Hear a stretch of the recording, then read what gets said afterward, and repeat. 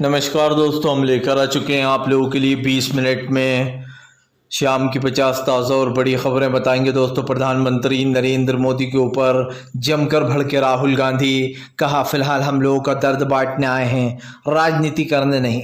आखिरकार क्यों दोस्तों भारतीय जनता पार्टी को संसद में जमकर घेरा जो है पप्पू यादव ने गिनाई बीजेपी की कमियां। क्यों अखिलेश यादव ने बीजेपी को लपेटा और कैसे दोस्तों कांवड़ियों ने आखिरी दिन अब एक दूसरे को ही पीट डाला, बताएंगे। पहले मस्जिद का मामला, फिर जो है एक दूसरे पे टूट पड़े।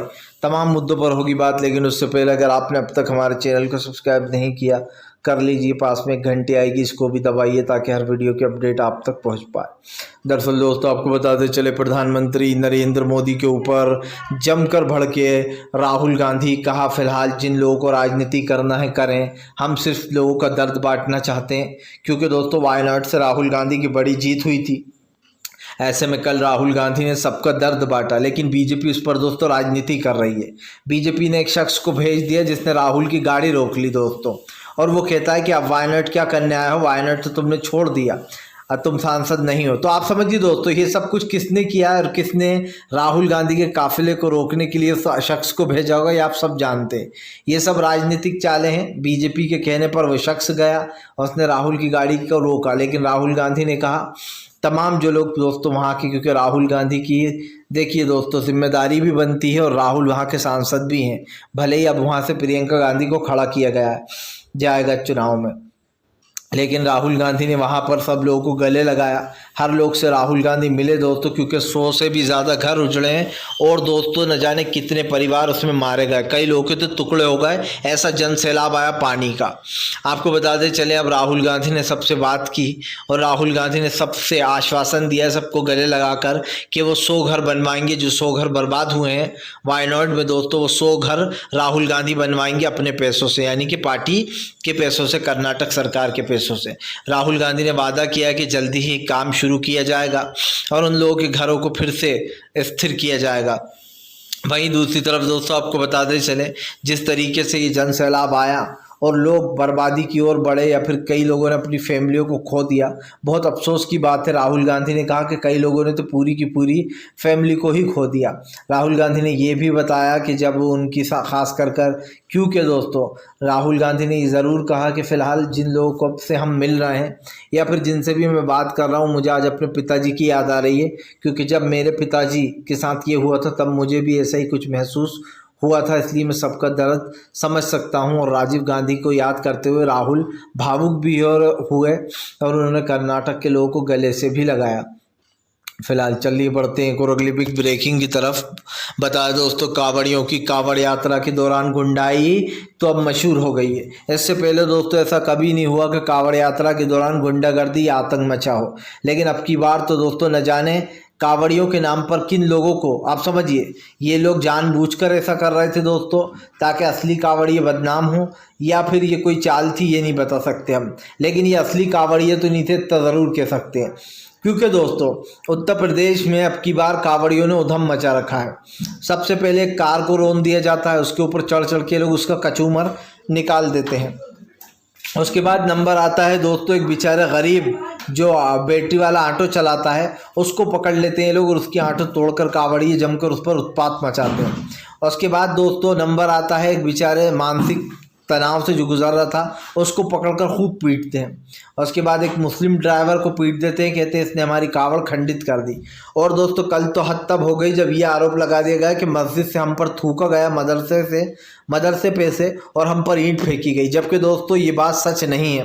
उस वक़्त अगर देखा जाए तो मदरसे में कोई भी नहीं था और ना दोस्तों मदरसे से ईंट फेंकी गई, क्योंकि आपको बताते चले जिस शख्स को गिरफ्तार किया गया उसने बताया कि वो तो पेशाब करने वहाँ पर मूतने आया था और उसको ज़बरदस्ती गिरफ्तार करवा दिया गया ये कहकर के इसने ईंट फेंकी है। अब आप समझिए दोस्तों कोई व्यक्ति मस्जिद में मूतने गया है, सुसु करने गया है, तो उसके ऊपर आरोप लगा दिया जाए कि इसने पत्थर फेंका है। हालांकि उसको बाद में छोड़ दिया गया, बताया गया, लेकिन आपको बताते चले दोस्तों वहाँ पर ये जो लोग झूठ बोल रहे हैं ये लोग, क्योंकि दोस्तों जो लोग उत्पात मचाने वहाँ पर पहुँचे हैं, जाहिर सी बात है दोस्तों मंधड़क कहानियाँ बना रहा है।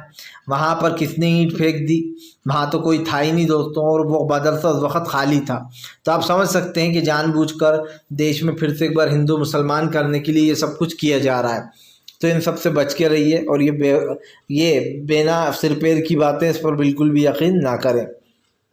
आपको बताते चले दोस्तों, अखिलेश यादव का बीजेपी के ऊपर बड़ा हमला, कहा हिंदुत्व का दिया फिर से फड़फड़ा रहा है, बुझने वाला है, फड़फड़ा रहा है।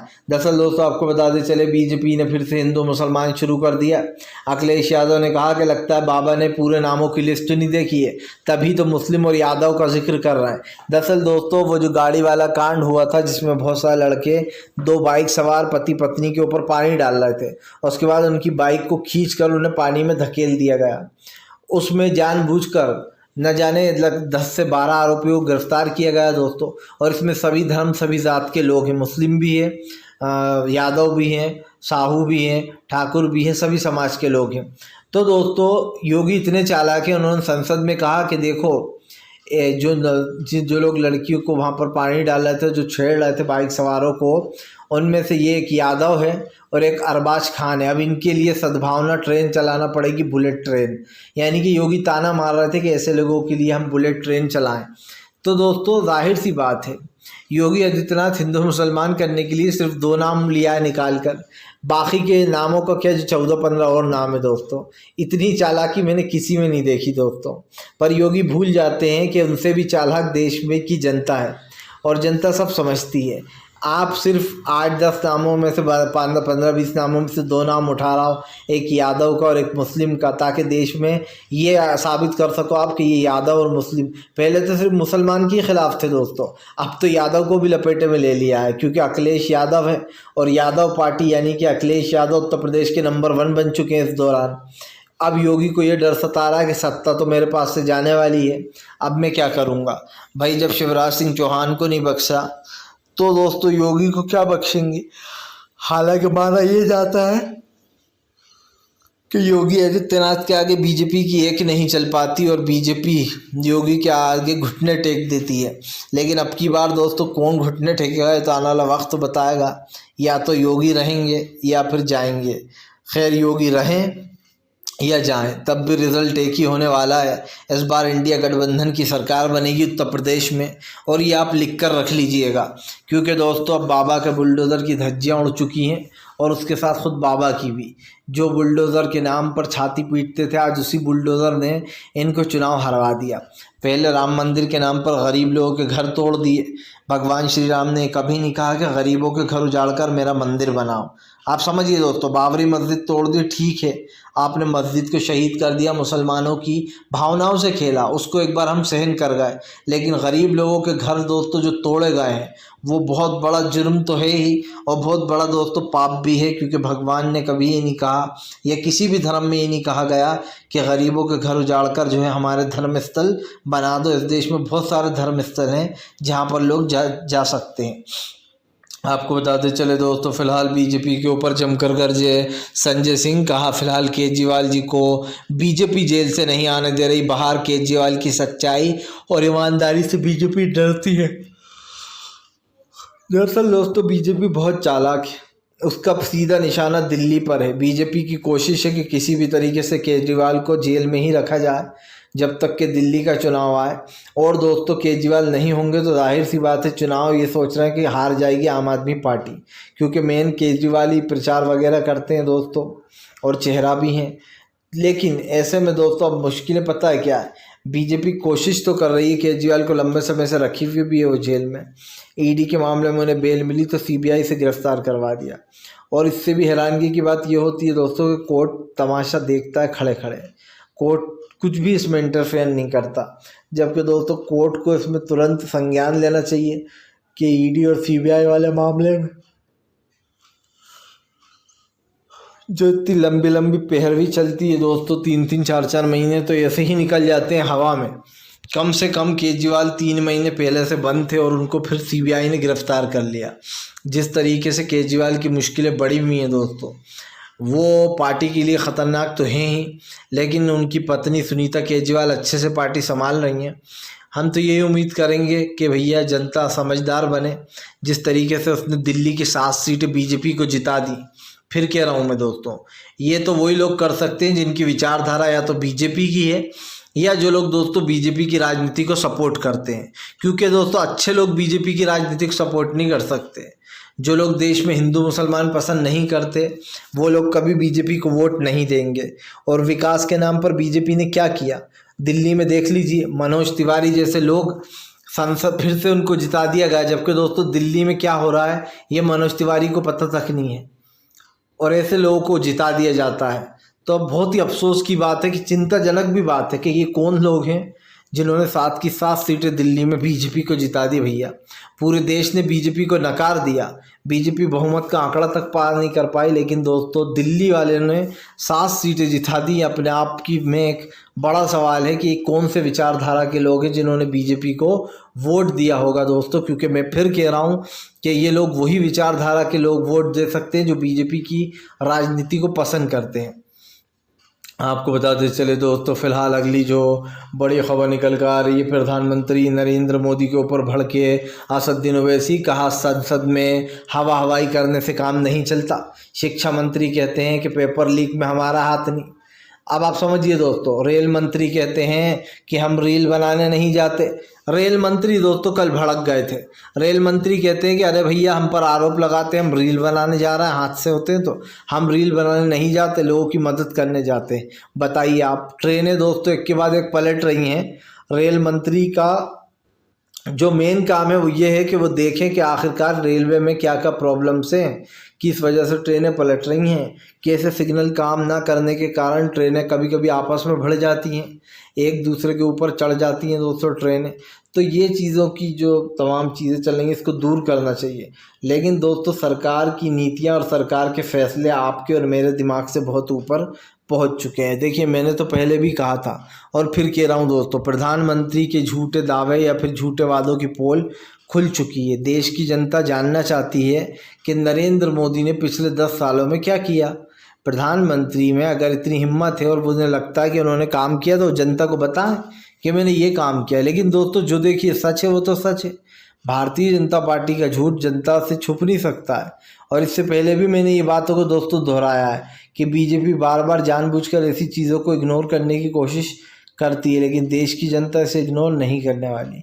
और इसीलिए हम इस चीज़ को बार बार बोलते हैं कि भैया देश में जो हो रहा है दोस्तों, जो चीज़ें हैं वो सबके सामने ही हैं। ऐसा नहीं है कि किसी से छुपी हुई हैं या फिर जो तमाम चीज़ें, भारतीय जनता पार्टी को ज़बरदस्त तरीके से फटका लगाना पड़ेगा। और ये फटका लगाएगी जनता, क्योंकि दोस्तों जब जनता फटका लगाती है ना तो ज़ोर का झटका धीरे से देती है, और जो ज़ोर का झटका धीरे से देते हैं वो मुझे बड़े कमाल के लगते हैं दोस्तों। तो कम से कम बीजेपी की विदाई की तैयारियां कीजिए, क्योंकि बीजेपी कब विदा हो जाए ये आपको और हमें पता भी नहीं चलेगा। आपको बताते चले दोस्तों, बीजेपी के ऊपर जमकर गरजते हुए नज़र आए दोस्तों जो है यहाँ पर संजय रावत ने राहुल गांधी की तारीफ, कहा राहुल गांधी अपना फर्ज निभा रहे हैं इस देश के पूरे। प्रधानमंत्री कब अपना फर्ज निभाएंगे। दरअसल दोस्तों ये लोग राहुल गांधी पर तो सवाल उठा देते हैं मीडिया वाले। जब राहुल गांधी वायनाड पहुंचे तो मीडिया के पेट में दर्द होने लगा।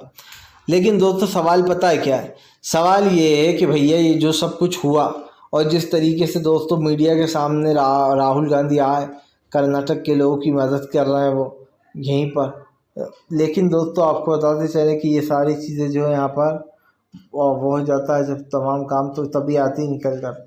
तो अब ये चीज़ साबित हो चुकी है कि हम काफ़ी कुछ बदलने वाले हैं। तो ऐसे में दोस्तों सरकार क्या करती है अब ये तो आने वाला वक्त ही बताएगा। लेकिन एक चीज़ तो साफ़ हो चुकी है दोस्तों कि संजय रावत ने कहा राहुल गांधी इस देश के सबसे मजबूत और सबसे पॉपुलर नेताओं में से एक है। संजय रावत ने कहा कि फ़िलहाल प्रधानमंत्री मणिपुर तक नहीं जाते, मणिपुर जल रहा है लेकिन प्रधानमंत्री का कोई ऐसा पता नहीं है। उसके बाद दोस्तों यही नहीं, यहाँ पर मणिपुर जलने के बाद भी मोदी नहीं पहुँचे, लेकिन राहुल गांधी फ़ौरन पहुँचे दोस्तों, क्योंकि उन्हें वायनाड के लोग बहुत प्यार करते हैं और जब भी वो चुनाव में खड़े होते हैं तो उनको जिताते हैं दोस्तों। अब की बार भी राहुल भारी बहुमत से जीते थे, लेकिन उन्होंने वायनाड की सीट छोड़ दी क्योंकि वो उत्तर प्रदेश से भी लड़े थे और वहाँ से भी जीते थे, तो उन्होंने उत्तर प्रदेश को चुना। लेकिन दोस्तों सबसे बड़ी बात पता है क्या, वायनाड में से प्रियंका को खड़ा किया जाएगा ताकि गांधी परिवार की जो परंपरा है और जो सीट है वो बुक रहे। ऐसे में कल राहुल और प्रियंका पहुंचे थे वायनाड दोस्तों, और वहां के लोगों से उन्होंने मुलाकात की। राहुल ने वादा किया कि हम 100 घर बनाएंगे। इसी की तारीफ संजय रावत ने की। संजय रावत ने कहा कि एक तरफ देश के प्रधानमंत्री हैं जो मणिपुर लगभग 5 महीने से जल रहा है, 1 साल ही होने वाला है दोस्तों, पर आज तक नहीं पहुंचे। एक तरफ राहुल गांधी हैं जो कहीं पर भी चले जाते हैं बिना डरे दोस्तों। यही फ़र्क है नरेंद्र मोदी और राहुल गांधी में। आपको बताते चले दोस्तों, फिलहाल भारतीय जनता पार्टी को लगने वाला है 440 वाट का झटका दोस्तों। महाराष्ट्र चुनाव से पहले ही बीजेपी को घेरने की तैयारी में दोस्तों इंडिया गठबंधन। दरअसल आपको बताते चले दोस्तों, इंडिया गठबंधन अब अपनी तैयारी फिर से शुरू कर चुका है, क्योंकि बहुत जल्दी दोस्तों, बस ये समझ लीजिए 2 मिनट में ये गेम ओवर होने वाला है। अब चावल चढ़ा दिए क्या मम्मी, और इस तरीके की चीज़ें जो है बोलते हैं राहुल। तो तमाम चीज़ें दोस्तों, राहुल गांधी से बुज़ुर्ग सब लोग प्यार करते हैं दोस्तों, कहीं ना कहीं ये चीज़ सबके सामने आ ही जाती है। और राहुल गांधी को अगर एक तरफ कंपेयर किया जाए नरेंद्र मोदी से, तो राहुल गांधी 100 टाइम्स बेटर निकलेंगे दोस्तों नरेंद्र मोदी से।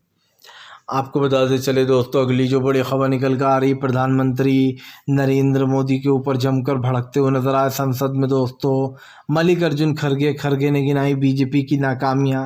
खड़गे बोले पिछले 10 सालों में जनता से किए गए वादों तो बहुत दूर की बात है, इस सरकार के तमाम जो चीज़ें दोस्तों, उस चीज़ में भी मदद ना आना, यही काम है। और ऐसे में दोस्तों अब सरकार को घेरने में लग गए हैं। आपको बताते चले दोस्तों, विपक्ष ने साफ कहा है कि फ़िलहाल प्रधानमंत्री देश के बजट से लेकर तमाम चीज़ों पर दोस्तों फेल हो चुके हैं, और देश का प्रधानमंत्री दोस्तों इस मैटर पर बात भी नहीं कर रहा है। तो मैं इस चीज़ को बार बार कह रहा हूँ दोस्तों कि सरकार की जो चीज़ें नाकामियाँ हैं वो जनता जानने की कोशिश कर रही है। प्रधानमंत्री हों या बीजेपी के नेता दोस्तों, इस तरीके की बातें करते हैं, और जब सवाल पूछा जाए तो उन सवालों के जवाब बीजेपी के नेताओं के पास होते नहीं हैं। तो ये चीज़ तो साफ हो जाती है कि भारतीय जनता पार्टी दोस्तों देश के लोकतंत्र के साथ खिलवाड़ कर रही है। और सबसे बड़ी बात यह है कि बजट आम जनता का था या पूंजीपतियों का, यह अभी तक पता नहीं चल पाया। इधर हलवे बट रहे हैं, और वो हलवे के जलवे दोस्तों सिर्फ पूंजीपतियों को ही मिल रहा है। तो ये तो साफ हो जाता है कि फ़िलहाल सरकार सिर्फ अपने फ़ायदे के लिए काम कर रही है और किसी के लिए नहीं। आपको बताते चले दोस्तों, फिलहाल भारतीय जनता पार्टी को लगेगा एक और बड़ा झटका। इस बार उत्तर प्रदेश में दोस्तों अखिलेश और राहुल की रणनीति से छूटे बीजेपी के पसीने। दरअसल आपको बता दें, एक तरफ 10 सीटों पर उपचुनाव आने वाला है, तो दूसरी तरफ दोस्तों योगी के कर्मकांडी की चर्चाएं हो रही हैं। योगी आदित्यनाथ दोस्तों को वो समझ नहीं रहा है, और इसी चीज़ को लेकर विपक्ष ने जमकर घेरा। विपक्ष ने कहा कि तुमसे ये नहीं हो पाएगा, लेकिन अब जब क्यों ये तमाम चीज़ें हैं दोस्तों, देखते हैं क्या होता। फिलहाल यहाँ पर काफ़ी चीज़ें दोस्तों जो सामने निकल कर आ रही हैं, और ऐसे में हमें इस चीज़ पर गौर देना ही पड़ेगा कि फ़िलहाल सरकार क्या कर रही है। अब ये चीज़ तो साफ है कि उत्तर प्रदेश की 10 जो सीटें हैं दोस्तों, उसको लेकर काफ़ी कुछ चर्चाएं चल रही हैं, और इन 10 सीटों पर बवाल भी मचा हुआ है। क्योंकि आपको बता दें, जो भारतीय जनता पार्टी थी वो इससे पहले भी उपचुनाव में करारी हार हुई उसकी। तमाम राज्यों में इंडिया गठबंधन का परचम लहराया, और अब एक बार फिर से चुनाव होंगे। हालांकि 4 सीटें ही पर होने वाले हैं, लेकिन जब तक दोस्तों चुनाव होना है, इसको लेकर भी कई सवाल खड़े हुए हैं। तो देखते हैं कि फ़िलहाल क्या होता है, क्योंकि दोस्तों सरकार की तमाम चीज़ों के ख़िलाफ़ विपक्ष एकजुट हो गया है। और इस बार इंडिया गठबंधन ने दोस्तों कसम खाई है कि वो जातीय जनगणना से लेकर तो दोस्तों गरीबों के मेन मुद्दे, चाहे वो महंगाई हो या बेरोज़गारी, सबसे बड़ा सवाल, इन सब पर चर्चाएं कर रहा है। और यहाँ तक कि राहुल गांधी तो जिनसे मिल रहे हैं, जैसे कि दोस्तों मोची हुए, उनको क्या तकलीफ़ है, क्या प्रॉब्लम्स आती हैं, वो भी समझ रहे थे वो। तो अच्छी बात है दोस्तों, देश के हर वर्ग से मिलना चाहिए, और उनकी मुश्किलें जो है वो पूरी तरीके से ख़त्म कर देना चाहिए। तो अब ये चीज़ तो साफ़ है कि देखते हैं आगे क्या होता है। फ़िलहाल वीडियो अच्छा लगे तो दोस्तों लाइक कीजिएगा, चैनल पे पहली बार आए तो सब्सक्राइब कर लीजिएगा, ताकि ऐसे वीडियो आपको आगे भी मिलते रहे दोस्तों, और आप हमसे जुड़े रहें, क्योंकि हम आपके लिए लेकर आते रहते हैं इस तरीके की सच्ची और बिल्कुल सही खबरें जो आप तक